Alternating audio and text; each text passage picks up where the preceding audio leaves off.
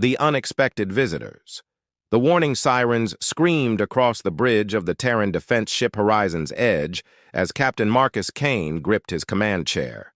The massive alien vessel that had just emerged from hyperspace was unlike anything humanity had ever encountered.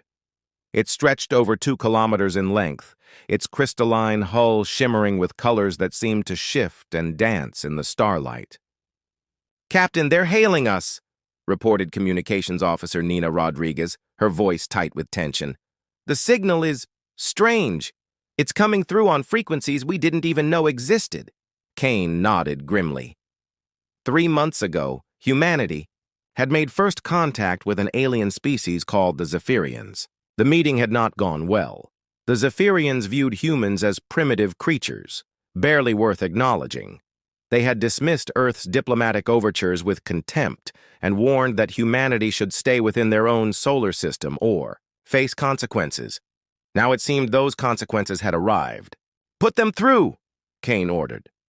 The main screen flickered to life, revealing a being that took Kane's breath away. The alien was tall and elegant, with skin that seemed to be made of living starlight. Her eyes were deep purple, ancient, and intelligent.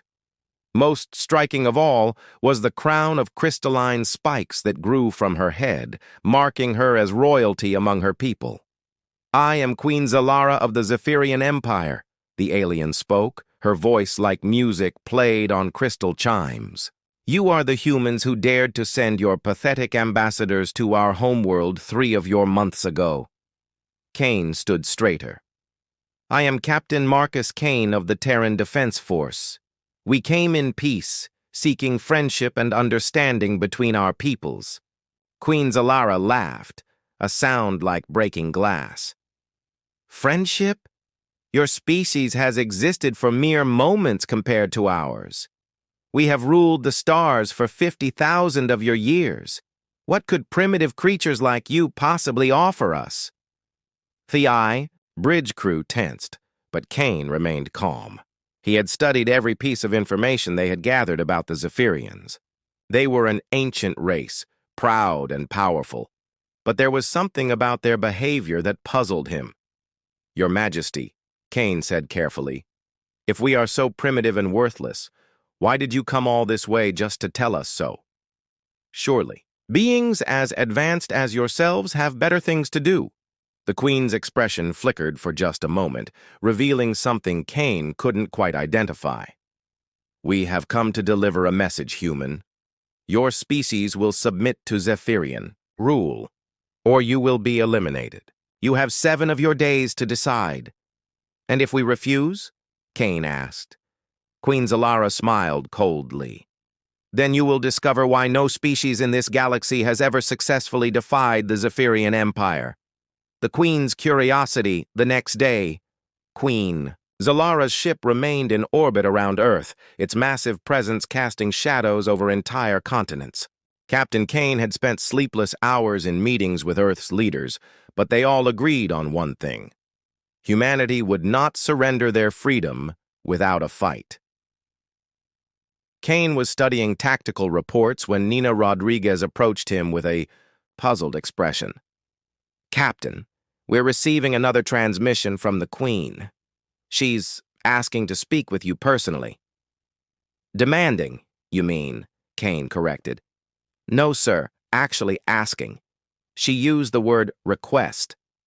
It's very different from yesterday's tone." Intrigued, Kane made his way to the communications bay. The screen showed Queen Zalara, but she appeared different somehow. Less formal, more genuinely curious. "Captain Kane," she began, "I have been reviewing the data we collected about your species. There is something that puzzles me." Kane raised an eyebrow. "What might that be, Your Majesty?" "Your people know they cannot defeat us. Our ships are more advanced, our weapons more powerful, our numbers greater. Yet according to our intelligence, your entire species is preparing to fight, rather than surrender. This makes no logical sense." Kane leaned back in his chair. "Perhaps logic isn't everything, Your Majesty." "Explain," the Queen commanded, then caught herself. Please explain. In our history, we've faced impossible odds many times. Sometimes we lost. Sometimes we won. But we always learned something. We learned that courage isn't the absence of fear. It's acting despite fear. We learned that freedom is worth any price. Most importantly, we learned that the impossible is just something nobody has figured out how to do yet. Queen Zalara was quiet for a long moment. Your species fights wars against yourselves, do you not? We have, Cain admitted. Too many wars. But each one taught us something about ourselves, about what we're capable of when pushed to our limits. The Zephyrians have not fought a true war in 10,000 years, the Queen said softly. Every species we encounter surrenders immediately or is destroyed so quickly it barely qualifies as conflict. Cain sensed an opportunity. Your Majesty, may I ask you something? The Queen nodded. When was the last time you were truly challenged? When was the last time you had to solve a problem that couldn't be answered with superior technology or ancient wisdom? The Queen's eyes widened slightly. What are you suggesting, human? I'm suggesting that maybe we have something to offer. After all, not technology or resources, but perspective. A different way of looking at problems. For the first time since their conversations began, Queen Zalara smiled genuinely. Continue. The ancient challenge, Queen. Zalara's expression grew serious as she leaned forward on her crystal throne. Very well, Captain Cain. You speak of perspective and impossible solutions. I will present you with a challenge that has plagued the Zephyrian Empire for 3,000 years. The screen shifted to show a star map with a region marked in pulsing red. Cain could see it was a complex system with multiple stars and what appeared to be massive space structures. This is the Nexus sector, the Queen explained. Long ago, an ancient race called the Architects built a massive network of energy collectors around a binary star system. These collectors could provide power for entire civilizations, but they were abandoned when the Architects vanished mysteriously. So, studied the display carefully. What's the problem? The collectors are guarded by autonomous defense systems that attack any ship that approaches. Over the centuries, we have lost hundreds of vessels trying to claim this technology. The defenses adapt to every strategy we employ, becoming stronger with each attempt. Have you tried talking to them? Cain asked. Queen Zalara blinked in surprise. Talking? They are machines, Captain. So are our computers, but we still communicate with them. What if these defense systems aren't just protecting the collectors? What if they're waiting for something specific? The Queen's advisors could be heard murmuring in the background, their voices carrying tones of disbelief. The idea is unprecedented, the Queen said slowly. Cain stood and began pacing, his mind racing. Your Majesty, you've been approaching this like a military problem, but what if it's actually a puzzle? The Architects were clearly advanced enough to build technology that still works after millennia. Maybe they left these defenses not to keep everyone out, but to keep the collectors safe until the right people came along. And you believe humans are these right people? The Queen asked skeptically. I believe humans might approach the problem differently than anyone else has, Cain replied. We're not as advanced as you, so we can't rely on superior technology. We have to be creative. Queen Zalara was quiet for several minutes, her purple eyes studying Cain intently. Finally, she spoke. I am intrigued by your confidence, Captain. Very well. I propose a wager. Cain felt his heart rate increase. What kind of wager? You will accompany me to the Nexus sector. If your human perspective can solve what the Zephyrian Empire has failed to accomplish in 3 millennia, then I will withdraw our ultimatum. Humanity will be granted full membership in the Galactic Council as equals. And if we fail? Cain asked, though he suspected he already knew the answer. Then humanity submits to Zephyrian rule immediately, without further resistance, Kane thought. About the billions of people on Earth, all depending on his decision. He thought about humanity's long history of facing impossible odds and somehow finding a way through. He thought about what his species had learned from 10,000 years of war, exploration, and survival. "I accept your wager, Your Majesty." Queen. Zalara's smile was both beautiful and terrifying.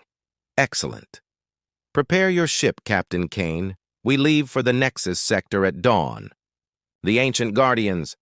The journey to the Nexus sector took 3 days aboard Queen Zalara's flagship, the Eternal Radiance.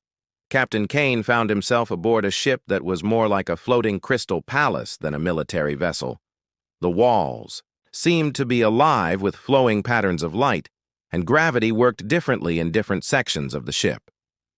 Kane was studying the tactical data about the Nexus defenses when Queen Zalara joined him in the observation deck. Through the transparent walls, they could see the binary star system ahead, with massive ring structures orbiting both stars like metallic halos. "Beautiful," Kane murmured. The architects had incredible engineering skills. "Beauty that has cost us dearly," the Queen replied. "Look there." She pointed to debris fields scattered around the collector rings. The remains of over 300 ships from various species, all destroyed trying to claim the architect's legacy. As they drew closer, Kane could see the defense platforms clearly. They were sleek, organic-looking structures that seemed to grow from the collector rings themselves. Even from a distance, he could sense their watchful presence. "Warning!" came a voice that seemed to speak directly into their minds. "Unauthorized vessels detected. State your purpose or withdraw immediately." Queen Zalara stepped forward. "We are here to claim the architect legacy for the good of the galaxy. Insufficient. Authorization. Withdraw or face defensive measures." Kane held up a hand. "Wait, may I try something?" The Queen nodded. Kane cleared his throat and spoke toward the nearest sensor array. "Greetings, Guardians. We come seeking not to take, but to understand. We wish to learn about the architects and their great work." There was a long pause. Then the voice spoke again, but its tone had changed slightly. "Clarification requested. You seek knowledge, not possession." "That's right," Kane continued. "We believe the architects were teachers, not just builders. These collectors weren't just meant to gather energy, were they? They were meant to teach other species about advanced technology and cooperation." Queen Zalara stared at Kane in amazement as the defense platforms began to move. But instead of attacking, they were repositioning themselves into new formations. "Partial understanding detected," the Guardian voice said. "Additional trials required. Approach the first ring structure for examination." As their ship moved closer to the nearest collector ring, Kane explained his theory to the Queen. "The architects didn't just disappear, Your Majesty. They evolved beyond physical form. These guardians aren't just defense systems, they're teachers. They've been waiting for someone to approach with the right attitude. Learning instead of conquering," the Queen whispered, understanding dawning in her ancient eyes. "Exactly. Every species that came here tried to take by force. But what if the real treasure isn't the energy collectors themselves, but the knowledge of how to build them?" The Guardian voice spoke again as they entered the ring structure. "First trial begins now. Demonstrate your understanding of cooperative harmony." Suddenly, the ship's systems began to malfunction. But Kane realized it wasn't an attack, it was a test. The binding words inside. The massive collector ring, Captain Kane and Queen Zalara faced their first trial. The ship's navigation systems had been disabled, but Kane noticed something the Queen missed. "Your Majesty, look at the patterns on the walls. They're not random decorations. They're star charts showing safe paths through the ring." Working together, they guided their ship through increasingly complex passages, each one requiring them to trust each other's observations and skills. Kane's human intuition combined with the Queen's vast knowledge of stellar mechanics to solve puzzles that had destroyed hundreds of other ships. "Second trial commences," the Guardian announced as they reached the ring's center. "Demonstrate wisdom beyond conquest." A holographic display appeared showing various galactic conflicts throughout history. The Guardian voice asked, "How do you resolve differences between species without warfare?" Queen Zalara began to answer with traditional diplomatic protocols, but Kane interrupted gently. "Your Majesty, may I suggest something different?" He turned to the Guardian. "You don't resolve differences by eliminating them. You resolve them by understanding that differences make everyone stronger." "Explain," the Guardian requested. Kane looked at Queen Zalara. "My species learned this the hard way. We spent thousands of years fighting each other because we were different colors, believed in different gods, came from different places. But our greatest achievements came when we stopped trying to make everyone the same and started appreciating what each group brought to the table." The Queen's eyes widened as she understood. "Like how human creativity complements Zephyrian wisdom." "Exactly," Kane smiled. "The architect's collectors work because they combine different energy types from both stars. Diversity creates strength." "Third trial begins now," the Guardian announced, and suddenly both Kane and Queen Zalara found themselves standing in what appeared to be the architect's original council chamber. Ancient beings made of pure energy materialized around them. "We are the architects," they spoke in unison. "We did not disappear, we transcended. We have waited eons for species to evolve beyond the need for conquest and control." Kane felt overwhelmed by their presence, but Queen Zalara stepped forward with newfound humility. I have much to learn," the lead architect turned to Kane. "Human, your species stands at a crossroads. You can choose the path of cooperation or repeat the mistakes of countless others. What do you choose?" Kane thought about Earth, about the Zephyrian ultimatum, about everything that had led to this moment. "I choose to bind our futures together through understanding, not conquest. I choose to make Queen Zalara not humanity's ruler, but our partner in exploring what we can accomplish together." The words seemed to carry physical weight as Kane spoke them. Queen Zalara gasped as she felt something change within her, a connection forming between her consciousness and Kane's. "The binding is complete," the architects announced. "Queen Zalara of the Zephyrians and Captain Kane of humanity, you are now linked by the ancient bonds of mutual respect and shared destiny. Neither species can harm the other without harming themselves."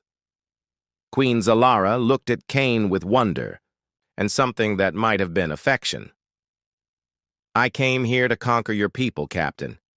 Instead, you have conquered my prejudices." Kane smiled. "That's what humans do best, Your Majesty. We find ways to turn enemies into friends." The architects faded away, leaving behind a crystal containing the knowledge to build their energy collectors. But more importantly, they left behind two species bound together by something stronger than any treaty or technology: genuine understanding and respect. As they returned to Earth together, Queen Zalara announced to both their peoples that the age of conquest was over. The age of cooperation had begun. The end.